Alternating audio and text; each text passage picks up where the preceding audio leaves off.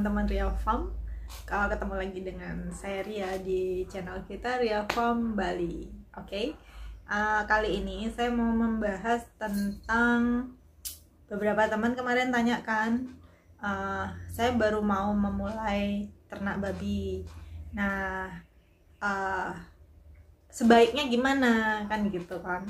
Tapi sebelumnya buat yang belum subscribe, di subscribe dulu ya channelnya ya, di bawah ini ya, di tombol merahnya dipencet dulu, jadi supaya nanti nggak ketinggalan dengan video-video kita berikutnya. Buat yang belum sempat nonton video-video sebelumnya, boleh dicek dulu, karena kemarin beberapa pertanyaan udah pernah dibahas ya, seperti misalkan kemarin itu ada yang tanya untuk campuran pakan itu seperti apa, terus kalau babi lahiran itu suntikannya seperti apa, udah pernah dibahas ya di video kita yang bahas tentang pada saat induk babi beranak atau saat induk babi melahirkan. Itu ada 2 video juga, yang lahiran normal dan juga yang lahirannya perlu bantuan, udah ada. Oke, and di like juga, jangan lupa videonya kalau udah di subscribe, dan juga di share ya, jadi supaya kita bisa berbagi dengan teman-teman peternak yang lainnya. Oke, lumayan lah buat nambah-nambah informasi tentang seputar dunia ternak babi. Oke, jadi lanjut aja ya. Untuk kalian yang baru mau memulai ternak babi, ada baiknya saran saya itu kalian memulai dari ternak babi penggemukan. Kenapa ternak babi penggemukan? Itu karena satu, resikonya itu lebih sedikit dibandingkan dengan ternak babi di pembibitan, dan cara untuk maintenance-nya juga itu lebih simple kalau buat saya ya. Kalau bilang resiko sih semua pasti punya risiko, hanya saja kalau untuk ternak babi penggemukan, kalian itu tidak investasi jangka panjang. Kenapa? Karena dari saat kalian membeli bibit, ya kan, dari saat kalian membeli anak babi, itu jangka waktunya hanya 4-5 bulan. Itu kalau babi lokal pun paling sekitar 6 atau 7 bulan. Setelah itu kalian bisa jual. Atau kalau misalkan pun terjadi sesuatu hal yang tidak diinginkan, kalian itu bisa jual babinya sebagai babi penggemukan di umur misalnya 2 bulan, 3 bulan, itu ya tergantung besarnya, sudah bisa dipotong ya kan. Nah, kalau seperti kemarin kita ada wabah virus dan yang lain-lain, kalian belum bisa memaintain atau merawat induk, itu kalian bisa jual cepet-cepet juga dan nggak perlu pikir banyak. Karena apa? Itu masih sesuai antara harga beli bibit dan juga nanti harga jualnya. Kalau kalian sekarang mau ke peternakan indukan, kalian beli induk mahal, investasinya juga lama ya kan, karena induk itu baru bisa dikawinkan umur 7-8 bulan idealnya kalau di kandang saya. Karena kalau induk muda, terlalu muda dikawinkan, itu nanti induknya hasilnya kurang bagus, dan juga kita kurang lama nanti pakai induknya itu cuman sebentar gitu loh. Nah, kalau induk terlalu tua juga dikawinkan, itu juga nggak bagus gitu. Jadi saya sarankan untuk ke ternak babi penggemukan dulu. Dan yang pertama kali dilakukan adalah fokuslah dengan cara bagaimana merawat hewan ternak ya kan. Jadi bukan begitu kita hanya beli bibit atau anak babi itu kita tidak melakukan apa-apa ya, atau injeksi atau perawatan yang lain-lain, tetap harus ya kan. Pada saat kita mengambil bibit keluar itu ada injeksi atau suntikan yang memang wajib kita berikan sampai di kandang. Kalian bisa lihat, cek di video kita sebelumnya ya kan, injeksi apa yang peternak wajib punya pada saat membeli bibit. Itu ada antibiotik dan juga vitamin. Nah, itu dipasangkan, disuntik kanan kiri, itu wajib untuk menjaga daya tahan tubuh anak babi dan juga mencegah anak babi sakit atau stres. Biasanya itu lebih baik disuntikan sehari setelah anak babi itu datang, karena hari pertama kan masih stres ya, tempat baru, belum lagi stres dalam perjalanan, transportasi ya kan. Nah, keesokan harinya itu bisa langsung diinjeksi. Jadi jangan nunggu sakit dulu. Kalau saya sih tidak nunggu babinya sakit dulu baru kita injek, tetapi itu karena stres itu biasanya kemungkinan besar akan sakit. Jadi kita sudah suntikan dulu sekali atau maksimal 3 kali. 3 hari berturut-turut gitu. Dan jika di seputaran kandang kalian itu ada ternak besar atau misalkan yang menjual pakan jadi, pakan mix, sebaiknya untuk tahap belajar kalian itu menggunakan racikan pakan jadi dulu ya, pakan yang sudah dicampur yang kalian tinggal kasih aja. Kesampingkan dulu harga, tapi tetap ya kita hitung-hitungan ya, kalau terlalu mahal banget ya minggir gitu, tapi kalau masih dalam standarnya itu sebaiknya kalian ngikut dulu karena dia sudah punya standar campuran pakannya. Nah, karena kalian baru mulai mengawali belajar beternak babi, itu kalau dulu saya sebaiknya kalian fokus ke cara merawat ternaknya dulu gitu. Setelah kalian bisa menguasai bagaimana cara merawat ternaknya, cara menyuntik yang paling penting, bagaimana cara nyuntik ternaknya, ya kan? Bagaimana takaran pakannya, itu boleh nanti kalian next ke tahap selanjutnya, yaitu cara membuat komposisi pakan penggemukan yang baik. Tapi kalau di awal, itu saran saya kalian ngikut aja dulu untuk pakan. Karena mereka sudah punya standarnya sendiri dan kualitas babinya nanti pasti bagus gitu. Walaupun ada grade-grade-nya tetap.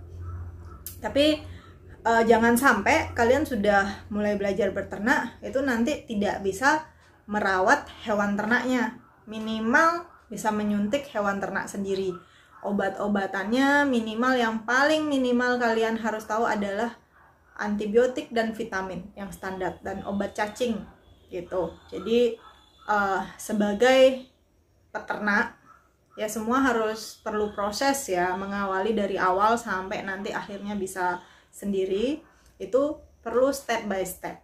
Jadi tidak ada yang instan, tidak ada yang cepat. Itu pun harus belajar mengikuti proses. Kalian harus belajar suntik pertama kali yang standar, sehingga maksudnya di sini kenapa kalian bisa suntik ya kan? Untuk mengurangi tingkat kematian gitu loh. Jadi kalau peternak yang hanya bisa membeli bibit dan juga memberi makan, itu pun pakannya cuman seadanya aja ya kan, cuman sekedar kasih dedak aja ya udah cukup, kasih oral aja udah cukup ya kan.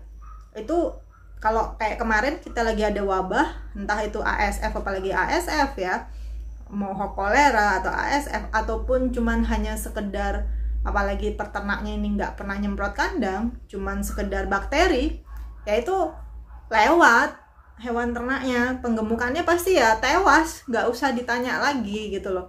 Kalian tidak bisa merawat hewan ternak kalian dengan baik, pasti tewas sudah gitu. Jadi ada baiknya kalian itu memang benar-benar mempelajari bagaimana merawat hewan ternak yang baik juga.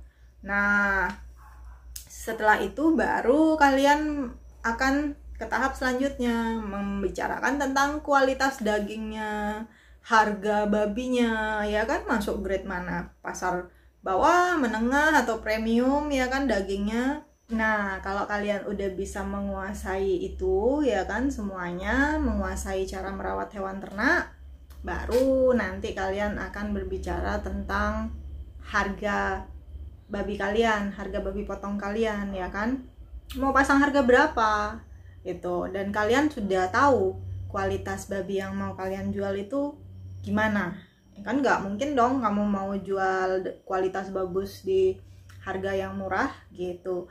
Dan karena kita memiliki kualitas babi yang sudah baik ya kan, biasanya pemotong babi yang memang sudah tahu kualitas babi kita itu juga nggak akan mau tawar mahal karena dia tahu kualitas ya kan, ada harga ada kualitas. Tapi kalau kalian juga jual harga babi grade-nya di bawah, cuman ngasih pakan poral atau cuman ampas tahu dan dedak, ataupun hanya dedak saja kalian minta harga tinggi, pemotong juga sudah tahu kalau dia akan rugi banyak gitu loh, karena tidak sesuai harga beli dan nanti dengan jumlah karkas yang mereka dapat, jumlah daging yang mereka dapat itu rugi gitu. Nah, jadi kita harus saling menjaga juga antara kepentingan si pemotong dan juga kepentingan peternak gitu ya. Tentunya sebagai peternak kita mau untung juga ya, tapi tidak dengan cara membuat pihak lain merugi gitu. Jadi supaya sama gitu loh lokasinya, karena ternaknya juga kan beberapa kita makan juga, kita konsumsi juga. Jadi ada baiknya kita membuat hewan ternak yang sehat ya.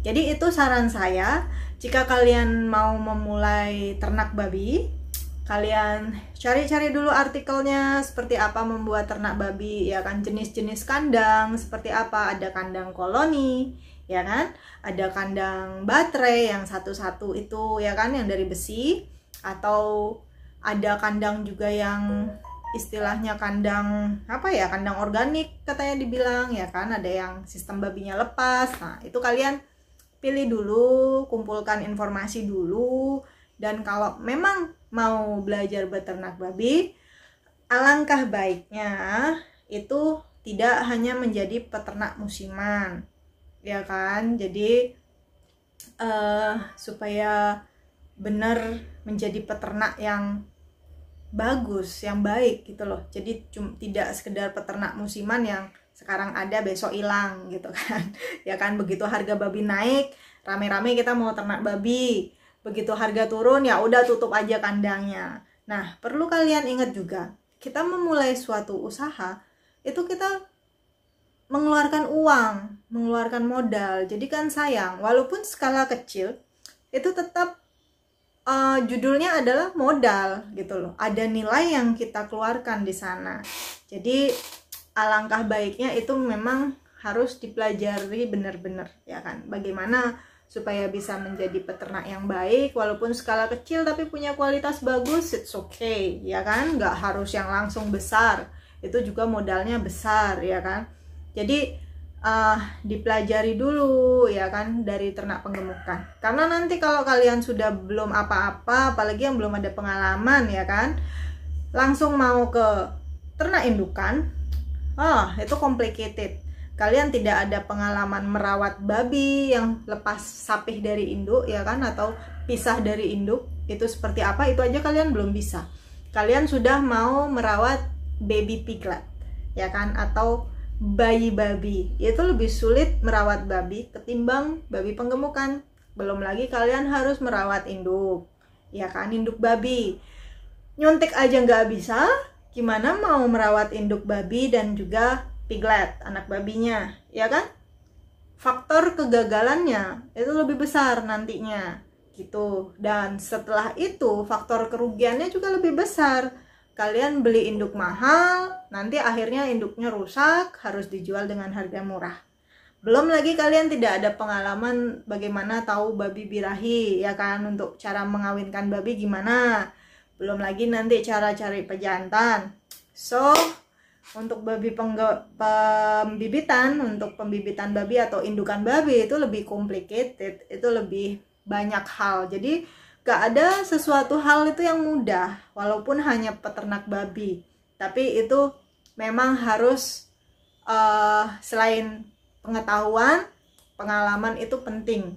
Nah, dibarengi dengan artikel-artikel dan juga pengalaman-pengalaman dari peternak-peternak yang memang sudah lebih dulu berhasil ya kan, dan juga diskusi-diskusi dengan misalkan dokter hewan ya kan, ahli nutrisi pakan, dan juga peternak-peternak yang lokal atau yang peternak kecil juga punya banyak pengalaman, karena ilmu babi itu sifatnya luas. Belum lagi tiap daerah berbeda, daerah Bali, daerah Kalimantan, daerah Papua itu beda gitu. Jadi yang paling penting kalian tahu standar cara merawat babi seperti apa, dan juga sayangilah hewan ternak kalian gitu loh. Buatlah hewan ternak kalian itu senyaman mungkin di kandang, walaupun kandangnya sederhana, kandangnya kandang tradisional, tetapi tetap namanya tingkat kebersihan ya kan, namanya kualitas pakan ya,